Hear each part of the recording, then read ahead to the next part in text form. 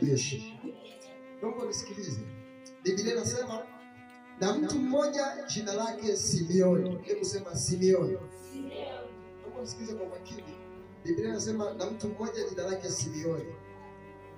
Hapo kwanza alikuwa akifanya uchawi katika mji ule, akiwashangaza watu wa taifa la Wasamaria, akisema kuwa yeye ni mtu mkubwa. Naomba mstari wa 10, Biblia inasema wote wakamsikiliza tangu mdogo hata mkubwa, akisema mtu huyu ni ana uwezo wa Mungu ule mkuu. Naomba nisome mstari unaofuata. Biblia inasema akamsikiliza, kwa maana amewashangaza muda mwingi kwa uchawi wake. Lakini walipomwamini Filipo akizihubiri habari njema za ufalme wa Mungu kwa jina lake Yesu Kristo, wakabatizwa wanaume na wanawake. Na yeye Simeoni aliyekuwa mchawi aliamini, akabatizwa, akashikamana na Filipo, akashangaa alipoziona ishara na miujiza mikubwa inayotendeka. Majeshi, majeshi, majeshi, majeshi. Naomba nisikilize kwa makini. Naomba nirudie tena. Biblia takatifu inasema na mtu mmoja jina lake anaitwa Simeoni. Hebu sema Simeoni. Simeoni alikuwa ni mtu ambaye alikuwa anaishi katika taifa mojawapo. Biblia inasema taifa la Samaria, na alikuwa anafanya mambo mengi sana kwa uchawi. Na alipokuwa anafanya mambo mengi sana kwa uchawi, Biblia takatifu inasema mpaka ikafikia hatua watu wakashangaa. Hebu sema amen. Naomba sasa sogea kiti cha mbele. Ambaye umekaa mbele, benchi uko wazi, sogea mbele. Amen. Umekaa mbele, uko wazi, sogea mbele. Mungu akubariki sana. Amen. Barikiwa sana. Barikiwa sana. Barikiwa sana. Amen. Majeshi, majeshi. Huyu mtu alikuwa anaitwa Simeoni. Simeoni alikuwa ni mtu ambaye alikuwa anafanya kazi ya uchawi. Na Simeoni wakati anafanya uchawi, Biblia inatuambia aliwashangaza watu wengi sana kwenye taifa lile. Ina maana kushangaza, kwa mfano ukimkuta labda tuseme mzamisi anatembea njiani, sio jambo la kushangaza, si ndio hivyo? Kwa sababu kila mtu anafanya nini? Anatembea. Ukimkuta Mama Festo amebeba nguo anazitembeza, sio jambo la kushangaza kwa sababu ni kazi yake.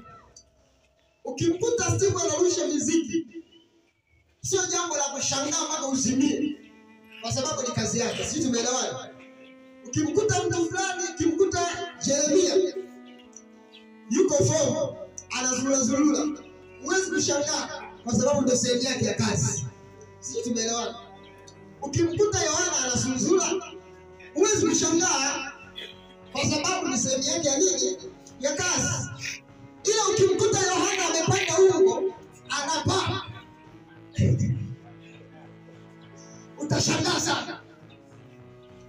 Jambo lingine, kwa mfano ukimkuta Mzee Hamisi sasa atembei, ila anatembelea hewani, ila jambo la kushangaa.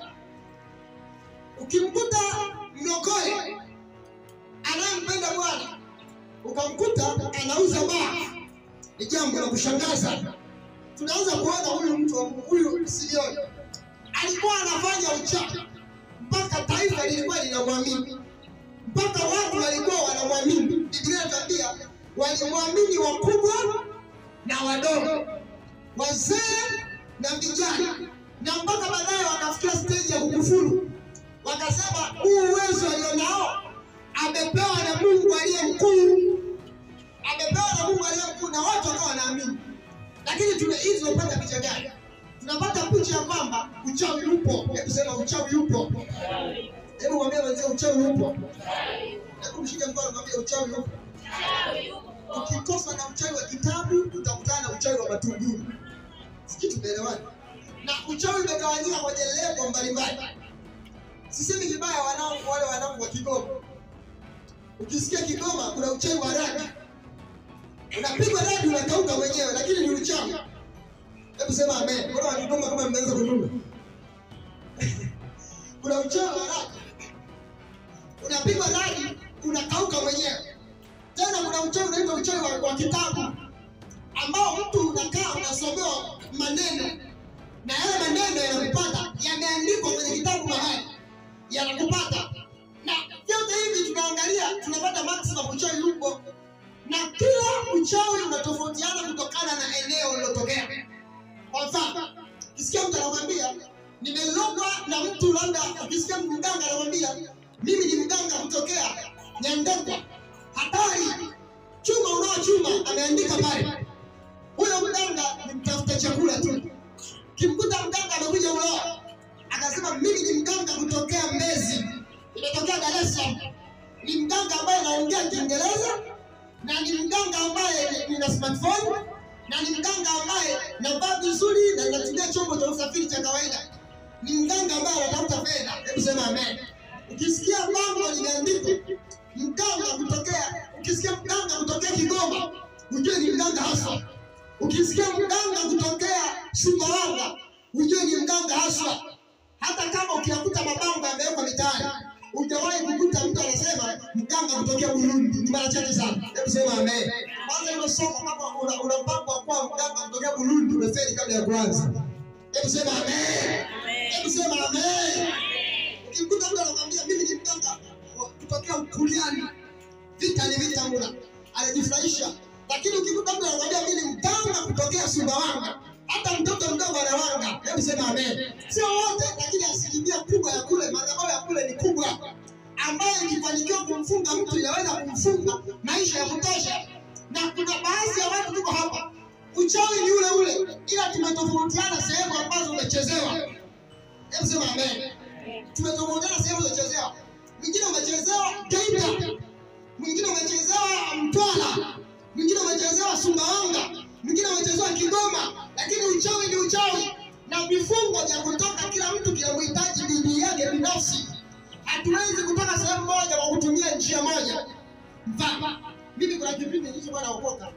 Kipindi naokoka, nilikuwa siku moja nawaza hivi, kuokoka ni lazima udondoke mapepo. Kwa sababu nilikuwa nashangaa, mtu akifika akienda kuokoka, akinyosha mikono juu, akishanyosha anafika anamwambia na kuombea. Akimwombea yule mtu anapagaa. Akipagaa, mimi ndo naamini kwamba ameokoka. Na ndipo kuna baadhi ya watu wako hapa, kuna mwingine anaanza kufunguliwa mpaka udondoke. Hapana. Kuna baadhi ya wengine ukinisikiliza tu, vifungo vilivyokaa ndani yako vinapasuka kwa jina la Yesu. Sema amen. Ukinisikiliza tu, ukateka muda, ukaconcentrate, ukaniangalia, ukaangalia kitu gani kinachotoka. Issue sio kumsifia mchungaji. Kuna baadhi ya watu nasikia mchungaji wetu ni mnoma. Unaomba watu umekusaidia nini? Umekutoa sehemu gani, umekupeleka sehemu gani? Mimi nataka kanisa hili lisitengeneze mashabiki, litengeneze watu wanaopata majibu ya kweli kwa jina la Yesu. Hebu sema amen. Hebu sema amen. Ambaye atasema nilikuwa sina mtoto, nimekuja kwenye madhabahu hii nikapata mtoto. Nilikuwa sina ndoa, nikaja kwenye madhabahu hii nikapata ndoa. Nilikuja mahali hapa nikiwa sina fedha na nikapata fedha. Nilikuwa naumwa, nimekuja mahali hapa nikapona. Hayo mambo ndio tunayoyataka kwa jina la Yesu. Na ninaamuru yapokee chini ya maisha yangu kwa damu ya Yesu. Hebu sema anapokea. Hebu sema anapokea kwa damu ya Yesu. Hebu sema anapokea. Yesu kabla ya kuondoka alisema haya maneno. Aliwaambia wanafunzi wake, kama nisikilize, aliwaambia hivi, kati yenu mliopo hapa shetani atawapepeta na kuna wengine mtaingia gerezani. Akasema hivi, na kuna mwingine anasema shetani atawapepeta kama ngano. Ila maneno anayosema Yesu ambaye anasema bwana, nyie mpo hapa wanafunzi wangu ninawaacha. Licha ya kuwa nawaacha, shetani atafanya kila mbinu na mpaka mtaingia gerezani. Tunaanza kuona wakatengenezewa kesi. Walipotengenezewa kesi, lakini ni jambo ambalo alisema Yesu. Licha ya kuwa yupo kwenye utawala, yani utawala, serikali imeamua kumhukumu labda Petro kumweka gerezani, na wana ushahidi wote kwamba kosa lake ni hili na hili na hili na hili. Ila tunaangalia licha ya kuwa na kosa, nyuma yake kuna nguvu inasababisha. Ngoja nikwambie, nyuma ya tatizo lako la kutokufanikiwa, nyuma yake kuna mtu. Hata kama kukiwa kuna mazingira yanayochochea kukuaminisha kwamba huwezi kufanikiwa, ili mradi kuna tatizo, nyuma yake kuna mtu aliyelisimamia tatizo. Ukiona unasongwa serikalini, nyuma yake kuna nguvu inayosababisha msongo, hata kama sababu zipo. Hebu nisikilize, hebu sema amen. Hata kama ukiwa unasongwa, kwa mfano, mimi kuna mtu mmoja nimeshakutana naye, amefungwa gerezani, ni mchungaji, amefungwa gerezani. Ilitengenezwa skendo hivi, anahudumia watu, kwenye kuhudumia watu ikatengenezwa kesi, amebaka washirika wengine. Unajua ndani tuna makundi makuu hayo, mbona mwitiki mmekasirika? Au ndio makundi makuu mawili hapo mawili, kidaji kabaka. Washirika wengine wakasema kweli, wengine wakasema hapana. Walio kweli wakawa wengi. Yule baba wakamweka ndani, alikuwa ni askofu, wakamchukua wakamsweka ndani. Walipomweka ndani, amekaa ndani muda wa kutosha, miaka mingi amekaa ndani gerezani, na amekaa kule akapewa mpaka cheo cha unyambala. Hivi unakuwa askofu unaenda kwa nyambala, wewe unaweza sema kuelewa maana ya nyambala? Hebu sema amen. Kule unyambalaji, si ndio unyambalaji gerezani, unaenda kuwa tena nani? Kiongozi unaoongoza watu. Amefungwa amehukumiwa miaka 30 na kosa hajalifanya. Hiyo ushahidi wa mazingira upo. Ngoja nikwambie jambo moja. Hivi unajua, kwa mfano mimi hapa nasema kwa mimi, niwe nimeenda hiyo nyumba, labda tuseme ya mama moja, hiyo nyumba huyu Mika, huyu nani nikala kwa kila moja, nimekula chakula ile kumaliza tu, nikadondoka. Wakasema alienda mara ya mwisho kula kwa mama moja, wakipima ni sumu, wanakuja wanasoma familia, si umeelewa? Ikisomwa inapelekwa ndani, unawekwa ndani. Ndio maana unakuta mtu anaposhtakiwa anakuwa na mwanasheria wake. Yale mazingira tu, huwezi kujitetea mpaka wewe na mwanasheria, kwa sababu ya kutokujua sheria. Mazingira yanakuhukumu. Yeye hakuwa na uwezo kukodi mwanasheria ili asifungwe na mazingira. Ila wanamuuliza kwa mitego. Kumuuliza anajikuta ametelezea hapa, baadaye wakamchukua wakamweka ndani. Watu wengi wamefungwa kwa staili kama hiyo. Akafungwa yule mchungaji amekaa. Lakini tuangalie, je, kitu gani? Hata kama mazingira yanaruhusu, nyuma yake kuna nini kilichosababisha? Ina maana nyuma yake, hata kama mtu aliyesimama anakusonga, hata kama akiwa na mamlaka gani, nyuma yake unajua kuna uvuvio unaomfanya akusonge. Hata adui anayekusonga, nyuma yake kuna nguvu inayomfanya akusonge. Hebu sema amen. Hebu sema amen. Usizania tu mbona hanipendi, mbona yuko hivi. Shetani yuko hivi. Shetani akitaka kumharibia mtu maisha, jambo la kwanza anaingia kama mwema, au anaingia kama rafiki, anaingia kama ndugu mwema anayekupenda, ila nyuma yake anabeba uovu. Kuna baadhi ya watu ukikutana nao, ndio maana katika maisha tunayoishi, kama bado hujaolewa, kuchagua kuolewa na mtu ni jambo la muhimu sana. Issue sio ndoa na sio mwanaume anayevaa suruali. Hebu sema amen. Kuna baadhi ya mwanaume akikuchumbia mara moja, wewe nikwambie, baraka ya Mungu akikupa jambo hakunyang'anyi. Si tumeelewana? Mungu akikupa jambo hakunyang'anyi. Na hata kama kwa mfano Mungu atakupa utajiri, baadaye itatokea labda hata kama umeteleza, Mungu hawezi kukunyang'anya kile kitu alichokupa. Mungu ni Mungu ambaye akikupa kitu hakunyang'anyi. Kwa mfano unaona unachumbiwa na kijana, anakuchumbia leo, anakwambia nakupenda, ndoa kesho, ndoa mwezi ujao, anakuimbia nyimbo zote hapo, unaelewa kwamba baba, ndoa inakaribia miezi 3, 4, 5, ndoa baba. Alafu baadaye anakwambia nimegaili, nimeona mambo yangu mimi bado hayajakaa sawa.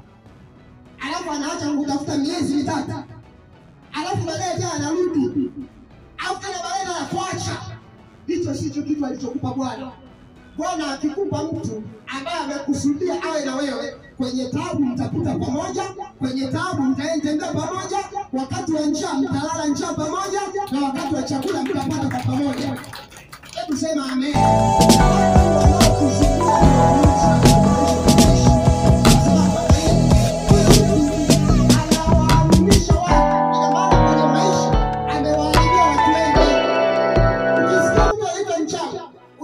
Maisha ya watu wameshayazuru tayari.